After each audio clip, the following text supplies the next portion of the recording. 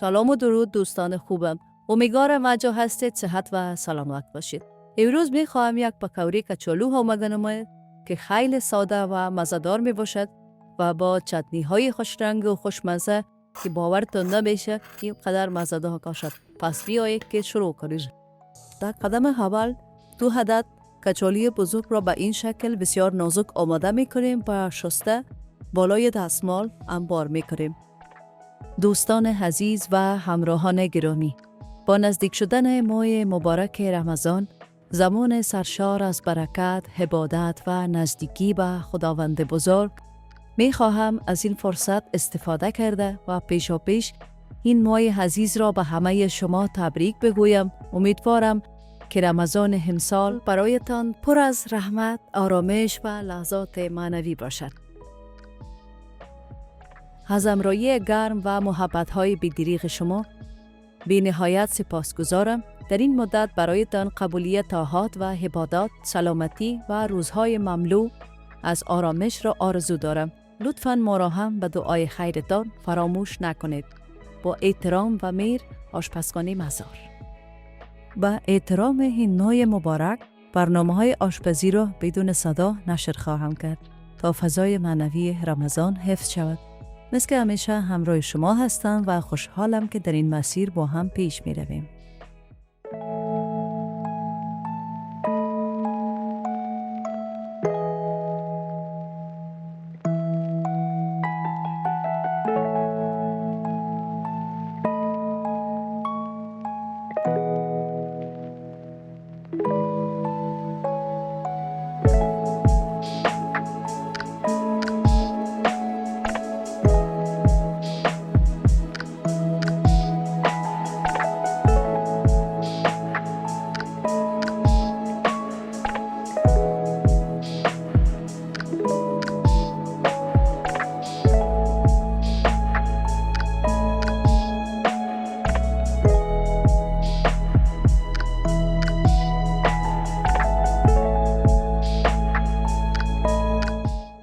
و بالایش دستمال کاغذی می‌گذاریم که آبش کاملا گرفته شود.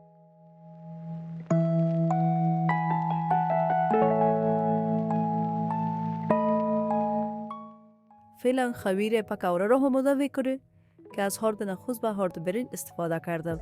البته 10 قاشق غذاخوری هارد نخود و 5 قاشق غذاخوری هارد برنج.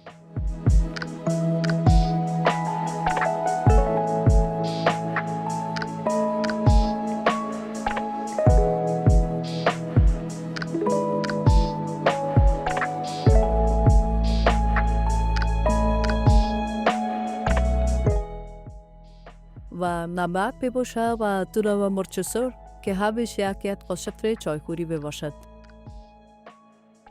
زردچوبه نیم قاشق چایخوری،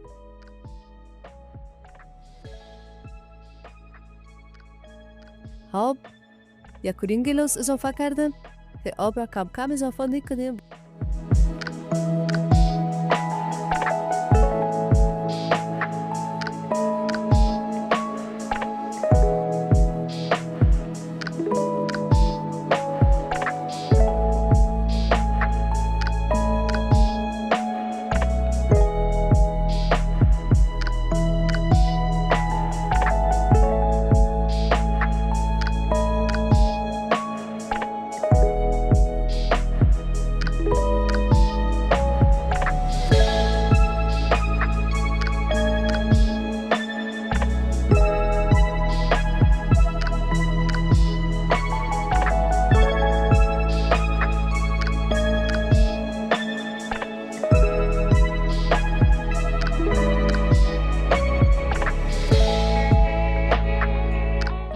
و همچنین گشنیز تازه و مقدار ضرورت.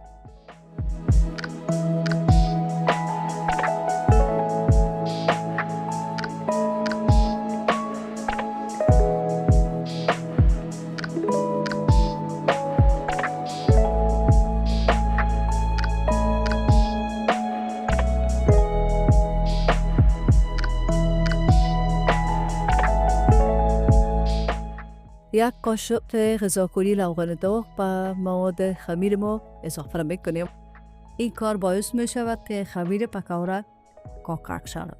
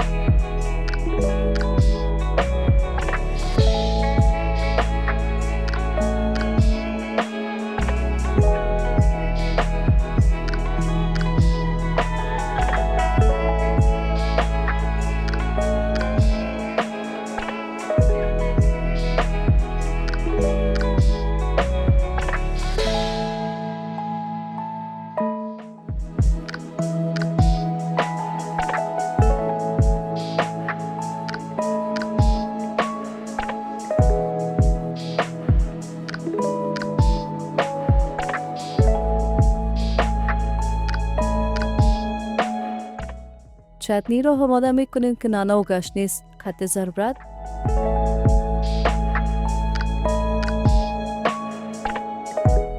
مرچ دلمه سبز 1 عدد،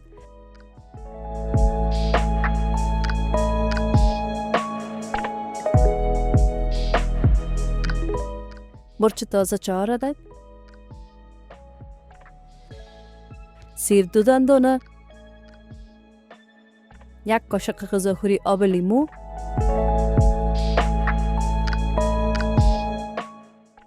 نمک و مرچ به مقدار ضرورت،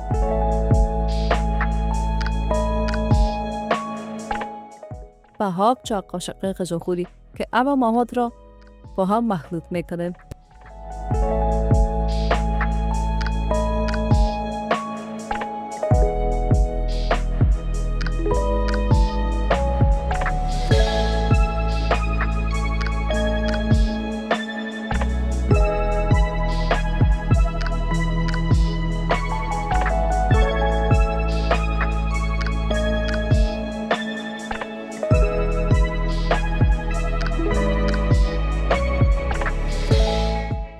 چتنی توت زمینی که خیلی خوشمزه و خوش رنگ می باشد.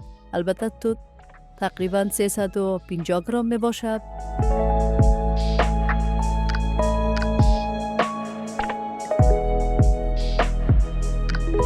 نانا و مرچ نمک به مقدار ضرورت یا مقدار خیلی کم.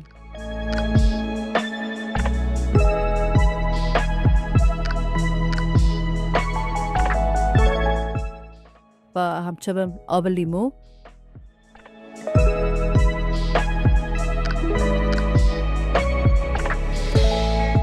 روغن کدو و عسل، 1 قاشق غذاخوری،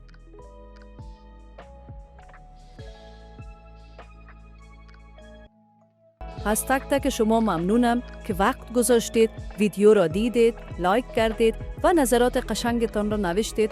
همیشه نظرهایتان برای من ارزشمند هست و باعث می شود با انگیزه بیشتری ادامه بدهم. حالا می خواهم چند تا از کامنت های قشنگتان را بخوانم و ازتان قدردانی کنم. باز هم سپاس از همراهیتان. خواهر قلب، از حضور گرم و قدردانیتان یک دنیا سپاس. زنده و سلامت باشید.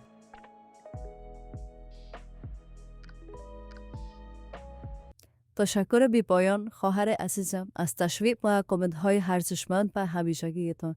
خیر نصیبتان سبز و رستگار گوانید. دیر من نستا د مهربانی لپاره. الله دې هر وخت برکتی او خوشاله ساتي.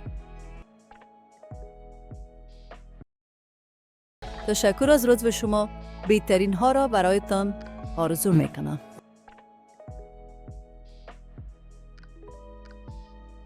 تشکر بی نهایت از نظر قشنگتان. مهربان هستید. زنده و سلامت باشید.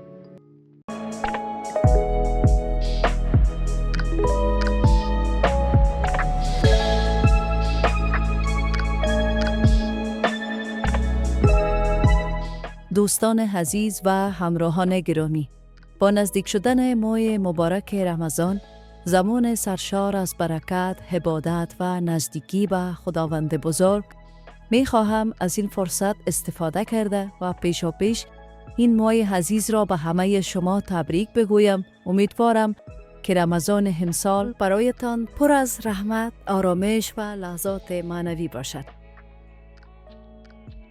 از همراهی گرم و محبت‌های بی‌دریغ شما بی نهایت سپاسگزارم. در این مدت برایتان قبولیت طاعات و عبادات، سلامتی و روزهای مملو از آرامش را آرزو دارم.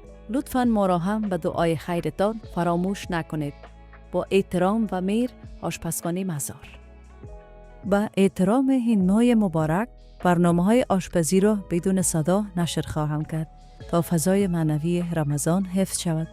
مثل که همیشه همراه شما هستم و خوشحالم که در این مسیر با هم پیش می رویم.